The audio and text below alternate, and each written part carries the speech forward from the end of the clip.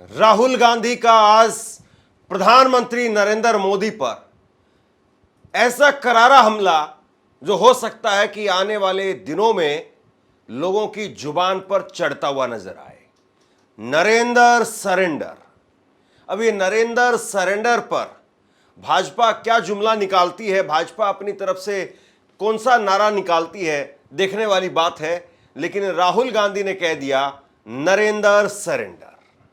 Cease fire को लेकर के राहुल गांधी आज मध्य प्रदेश में जब बोल रहे थे तो प्रधानमंत्री नरेंद्र मोदी पर करारा हमला बोला। उधर से ट्रंप ने एक इशारा किया, फोन उठाया, कहा मोदी जी क्या कर रहे हो?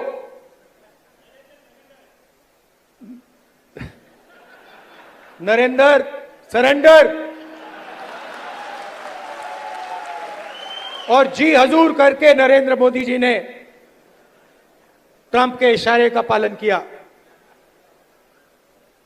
कुल मिलाकर के ऐसा लगता है कि कांग्रेस पार्टी या राहुल गांधी सीज फायर को लेकर के बीजेपी पर जोरदार हमला कर रहे हैं।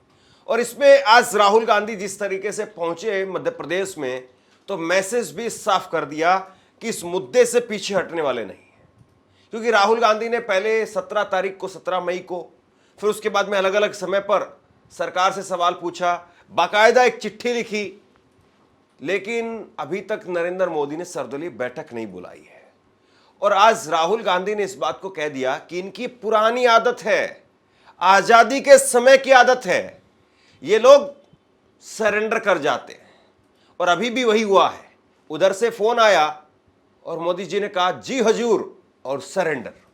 उधर से ट्रंप ने एक इशारा किया, फोन उठाया, कहा मोदी जी क्या कर रहे हो? नरेंद्र सरेंडर। और जी हजूर करके नरेंद्र मोदी जी ने ट्रंप के इशारे का पालन किया। इनका कैरेक्टर है ये सारे के सारे ऐसे हैं। आजादी के समय से सरेंडर वाली चिट्ठी लिखने की आदत है। एक सेकंड में थोड़ा सा दबाव पड़े, भैया ये लो, कांग्रेस पार्टी सरेंडर नहीं होती है। गांधी जी, जवाहरलाल नेहरू, सरदार पटेल ये सरेंडर वाले लोग नहीं हैं, ये सुपर पावर से लड़ने वाले लोग हैं। अब देखना यह है कि कांग्रेस पार्टी, राहुल गांधी इस लाइन को कहां तक लेकर के जाते हैं। क्योंकि एक तरीके से देखें तो मोदी जी पर यह डायरेक्ट हमला है। मोदी जी, उनकी छवि कि मोदी जी सरेंडर नहीं करते हैं, झुकते नहीं हैं। मोदी जी की तो अपनी कविताएं हैं बहुत सारी कि देश नहीं झुकने दूंगा, मिटने नहीं दूंगा, इस तरह की बहुत सारी कविताएं। और फिर 56 इंच की छाती, लाल आंखें, वो जो पूरी छवि है वो पूरी छवि ही यही है कि हां हम झुकेंगे नहीं। लेकिन क्या वाकई राहुल गांधी अब देश के लोगों तक इस बात को पहुंचा देंगे कि नरेंद्र सरेंडर कर गए? राहुल ने खुद से ट्वीट किया कि ट्रंप का एक फोन आया और नरेंद्र जी तुरंत सरेंडर हो गए। इतिहास गवाह है, यही बीजेपी आरएसएस का कैरेक्टर है, ये हमेशा झुकते हैं। भारत ने 1971 में पाकिस्तान की धमकी के बावजूद पाकिस्तान को तोड़ा था। कांग्रेस के बब्बर शेर और शेरनियां सुपर पावर से लड़ते हैं, कभी झुकते नहीं। ये बीजेपी आरएसएस वालों को अब मैं अच्छी तरह जानता हूं। इन पर थोड़ा सा दबाव डालो, थोड़ा सा धक्का मारो, डर के भाग जाते हैं ये लोग। जैसे उधर से ट्रंप ने एक इशारा किया, फोन उठाया, कहा मोदी जी क्या कर रहे हो?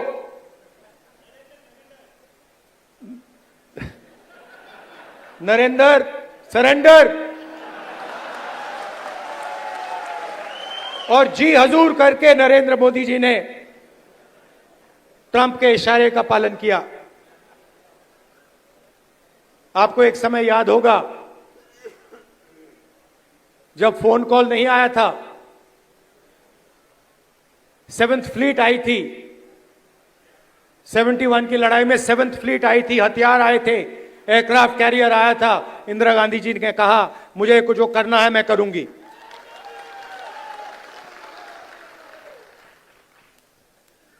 ये फर्क है, इनका कैरेक्टर है। ये सारे के सारे ऐसे हैं। आजादी के समय से सरेंडर वाली चिट्ठी लिखने की आदत है। एक सेकंड में थोड़ा सा दबाव पड़े, भैया ये लो।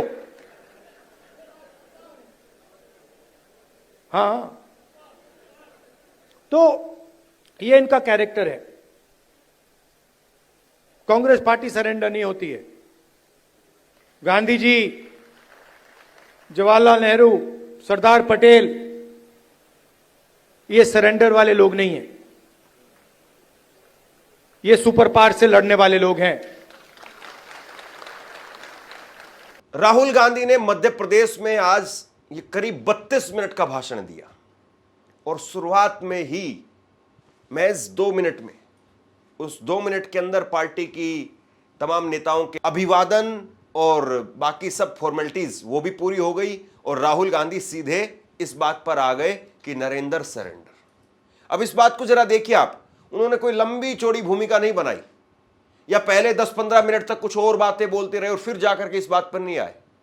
वो डायरेक्ट पार्टी की नेताओं का अभिवादन किया और उसके बाद में जातिगत जनगणना की बात पर बोले और उसके बाद तुरंत इस बात पर आ गए। और फिर उसके बाद में राहुल गांधी ने 32 मिनट तक इस भाषण में करीब 19 मिनट खर्च कर दिए सीज फायर को लेकर के, जातिगत जनगणना को लेकर के, इन मुद्दों पर खर्च कर दिए, अडानी पर खर्च कर दिए और फिर कांग्रेस को लेकर के, मध्य प्रदेश को लेकर के भी उन्होंने बात कही। इसके बाद राहुल गांधी ने कहा कि मौजूदा समय में 2 देश बन रहे हैं। मोदी जी बात कर रहे हैं कि हम देश को चौथी सबसे बड़ी अर्थव्यवस्था बना रहे हैं, सपने देख रहे हैं, सपने देखिए, लेकिन हकीकत यह है कि जब तक आप हिंदुस्तान में हर आदमी के हाथ में पावर नहीं देंगे, हर आदमी को ये सपना नहीं दिखाएंगे, हर आदमी के अंदर ये उम्मीद नहीं जगाएंगे कि वो भी आगे बढ़ सकता है, तब तक हिंदुस्तान चौथी सुपर पावर बनना तो दूर छोड़ दीजिए, आगे भी नहीं बढ़ सकता है। 2 हिंदुस्तान बन रहे हैं, एक 90% का और दूसरा चुने हुए लोगों का 5-7% का। बड़ी बड़ी बातें होती है सुपर पावर बनेंगे, ऐसे कोई सुपर पावर नहीं बनता है। जब तक हम हर हिंदुस्तानी की शक्ति का नहीं प्रयोग करेंगे तो ये देश सुपर पावर छोड़ो आगे नहीं जा सकता है। यह सच्चाई है। जो भी सपने देखने देख लो, कभी नहीं हो सकता। हिंदुस्तान जब ही आगे बढ़ता है जब इस देश की पूरी शक्ति का प्रयोग होता है, जब सब लोगों को लगता है कि हमारी भी भागीदारी है, हमारा भी भविष्य है, हम भी आगे जा सकते हैं। आप मीडिया देखो, पूरी लिस्ट निकाली मैंने, मालिकों की लिस्ट, रिपोर्टर्स की लिस्ट, एंकर्स की लिस्ट। मुझे दलित एंकर का नाम बता दो, मुझे पिछड़े वर्ग के एंकर का नाम बता दो, मुझे आदिवासी एंकर का नाम बता दो, नेशनल मीडिया में बता दो कौन है, मुझे बता दो। जुडिशियल सिस्टम में जाओ, वहां आपको 90% नहीं मिलेंगे। मीडिया में आपको अंबानी जी की शादी दिख जाएगी, डांस गाना दिखेगा, मगर किसान भूखा मर जाए, मजदूर मर जाए, कभी नहीं दिखाई देगा। और पूरा का पूरा धन 2-3 लोगों के हाथ में जा रहा है। डिफेंस की इंडस्ट्री देखो, वहां आपको अदानी दिखेगा।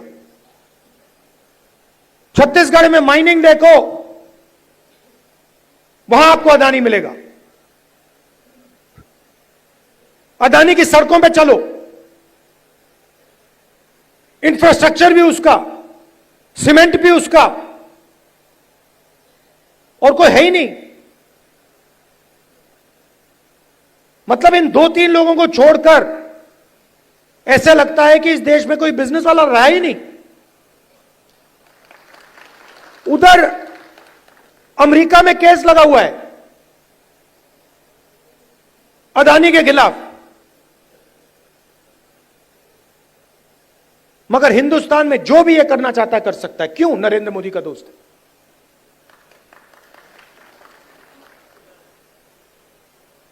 तो हो क्या रहा है? 90% को परे कर दिया, गरीब जनरल कास्ट को परे कर दिया, और सारे के सारे बिजनेस यही 5-6 लोगों को दे रखे हैं। राहुल गांधी के भाषणों में आजकल वो पहनापन नजर आ रहा है जिसको लेकर के चर्चा होती थी।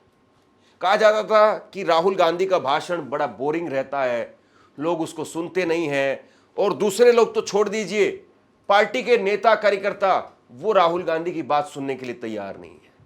या बहुत बार ये कहा जाता था कि राहुल गांधी बोलना कुछ और चाहते हैं, बोल कुछ और जाते हैं। राहुल गांधी ये, राहुल गांधी वो, तमाम तरह की बातें कही जाती थी। लेकिन आज मध्य प्रदेश में शुरुआत में 19 मिनट तक उन्होंने जब राष्ट्रीय राजनीति पर बोला, उसमें जो बड़े चंक निकल करके आए मैंने आपके सामने रखे। उसके बाद में जब वो 19 मिनट से मध्य प्रदेश की बात करने लगे तो शुरुआत में ही उन्होंने वो करंट पैदा कर दिया जिसके लिए शायद वहां पर मौजूदा वक्त में जो लोग आए हुए थे, जो बैठे हुए थे, वो सुनना चाहते थे। और उसमें नेताओं की कतार वाले लोग नहीं, बल्कि पीछे बैठे हुए लोग। और राहुल गांधी ने कहा कि मध्य प्रदेश के इस कमरे के अंदर ऐसे लोग बैठे हुए हैं जो 20% लोग अगर चाहेंगे तो बीजेपी को उखाड़ करके फेंक देंगे। बीजेपी को हराने का टैलेंट बैठा हुआ है, मगर मगर मगर आपके हाथ बंधे हुए हैं।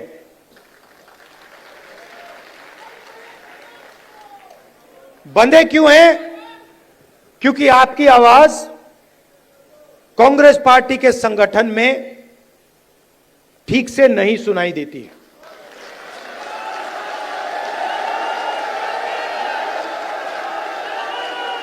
ये हमारी सेना है, ये लड़ने के लिए तैयार है, ये मरने के लिए तैयार है। बीच में 2-3 लोग उल्टे सीधे बयान देते रहते हैं।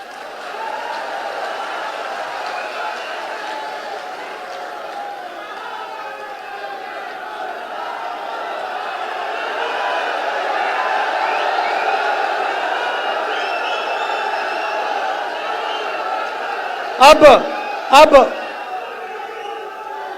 कोई ऐसे लोग हैं जो फ्रस्ट्रेशन में दे देते हैं, कोई ऐसे लोग हैं जो थोड़ा बीजेपी का भी काम कर लेते हैं, और हमें कहीं ना कहीं से तो शुरुआत करनी होगी। तो वर्किंग कमेटी ने निर्णय लिया है कि शुरुआत डिस्ट्रिक्ट और डिस्ट्रिक्ट प्रेसिडेंट के पोस्ट से होगी, और वहां से, उस शुरुआत से हम पार्टी को मध्य प्रदेश में, गुजरात में, बाकी प्रदेशों में खड़ा करेंगे। अब यहां पे डिस्ट्रिक्ट प्रेसिडेंट आए हैं,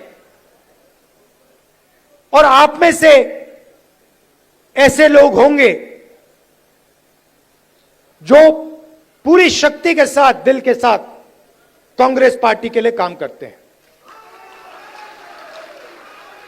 और ऐसे भी लोग होंगे जो थोड़ा थक गए हैं या जिनका मूड ठीक नहीं है, जो ज्यादा टेंशन लिए हैं।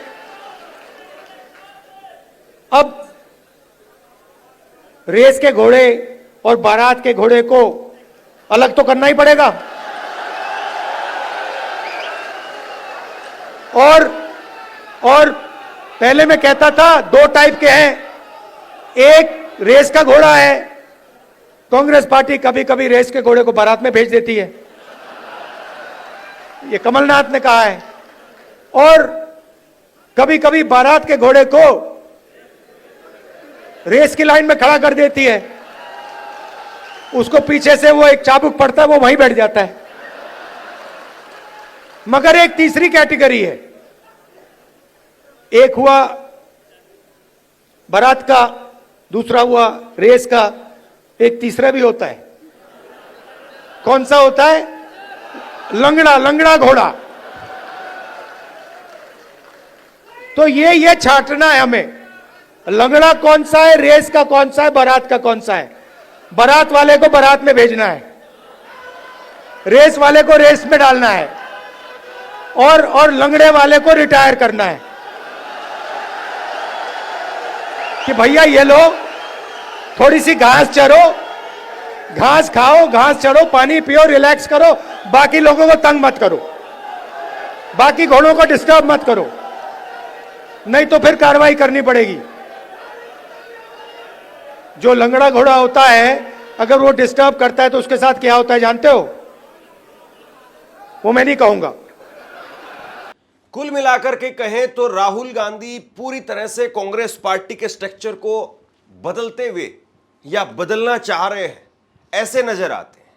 लेकिन क्या वाकई ऐसा संभव है? क्या वाकई कांग्रेस पार्टी को बदला जा सकता है? क्या वाकई जिस प्रकार से बीजेपी ने अपने आप को पूरी तरह से चुनाव जीतने, चुनाव लड़ने की मशीनरी में तब्दील कर दिया है, क्या उसी तरीके से कांग्रेस भी कर सकती है? क्या राहुल गांधी जमीनी लेवल से फीडबैक सीधे अपने तक मंगवा सकते हैं, पहुंचा सकते हैं? ये तमाम वो सवाल हैं जो राहुल गांधी की नई राजनीति में नजर आते हैं। और राहुल गांधी आजकल एक चीज पर बड़ा फोकस किए हुए हैं कि डिस्ट्रिक्ट प्रेसिडेंट हम बदलेंगे, उनको ताकत देंगे। और आज तो राहुल गांधी ने यह कह दिया कि डिस्ट्रिक्ट प्रेसिडेंट को केवल जिम्मेदारी देने से काम नहीं चलने वाला है, इनका 440 का करंट इनके अंदर वो पैदा करना पड़ेगा, और जब तक वो नहीं होगा तब तक बात होने वाली नहीं है। कैसे जो नया डिस्ट्रिक्ट प्रेसिडेंट बनेगा वो पुराना डिस्ट्रिक्ट प्रेसिडेंट जैसा नहीं होगा। फर्क क्या होगा मैं आपको सिंपल तरीके से बता दूंगा। नए डिस्ट्रिक्ट प्रेसिडेंट को हम ऑब्जेक्टिव तरीके से नापेंगे।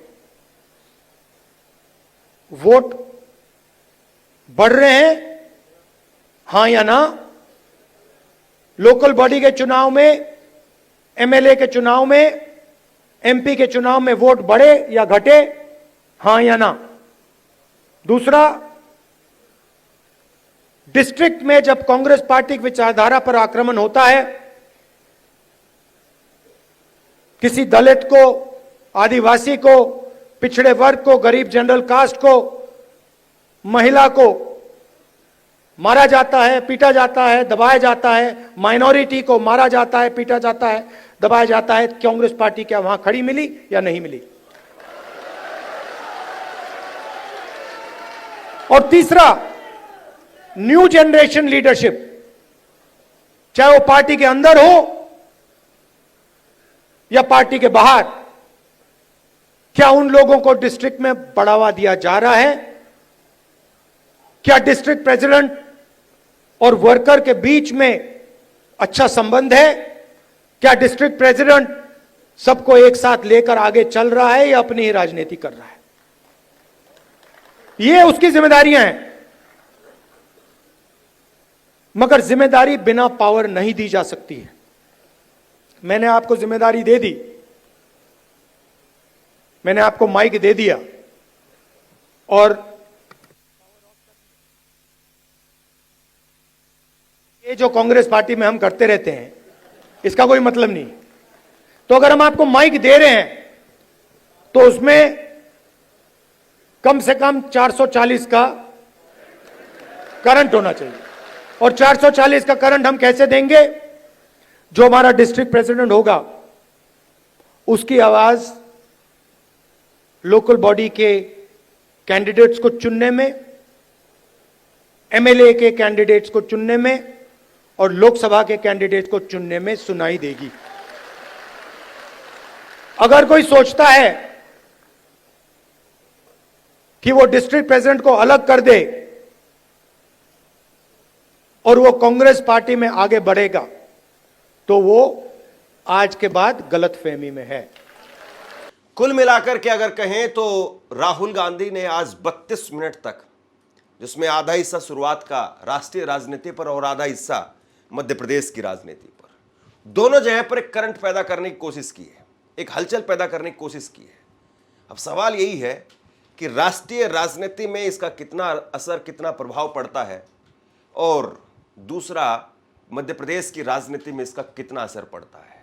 आज राहुल गांधी गए तो मुख्यमंत्री ने खुद इस बात को कहा कि राहुल गांधी आए, उन्होंने इंदिरा गांधी जी पर पुष्प अर्पित किए लेकिन जूते पहने हुए थे, और उसके बाद में लोगों ने मोदी के और खुद मुख्यमंत्री मोहन यादव के जूते वाले फोटो निकाल दिए। यानी आजकल आप कहें तो ये जो डायलॉगबाजी है वो चलती नहीं है। आज आप कुछ भी कहते हैं तो तुरंत उसका रिएक्शन, तुरंत उसका सबूत आपके सामने आकर के खड़ा हो जाता है। तो अब देखना यही है कि राहुल गांधी के नरेंद्र सरेंडर वाले बयान पर बीजेपी क्या काउंटर लेकर के आती है, और कांग्रेस इसको कहां तक और कितना लेकर के जाती है, और इससे आम लोगों के अंदर कितनी समझ पैदा हो पाती है, या कैसे इससे बीजेपी का कोई नुकसान होता भी है या नहीं, ये सारे बड़े सवाल हैं। आप क्या सोचते हैं नीचे कमेंट बॉक्स में लिख करके जरूर बताइए। इस वीडियो को शेयर कीजिए और इसी तरह की तमाम खबरों के लिए ऑनलाइन न्यूज़ इंडिया को सब्सक्राइब कीजिए। धन्यवाद।